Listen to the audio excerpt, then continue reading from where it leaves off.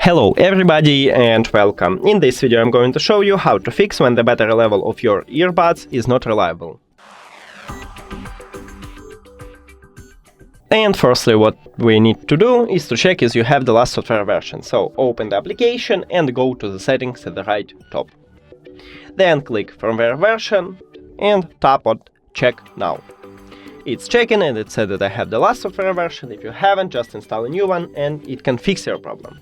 If it doesn't, I recommend it to put your earbuds to the charging case, then close the case and wait about 15 seconds. The battery level of your earbuds in the charging case will update, so it can fix your problem. That's it. Thank you for watching this video. If you found it helpful, please consider subscribing to the channel and leave the like on the video. See you later.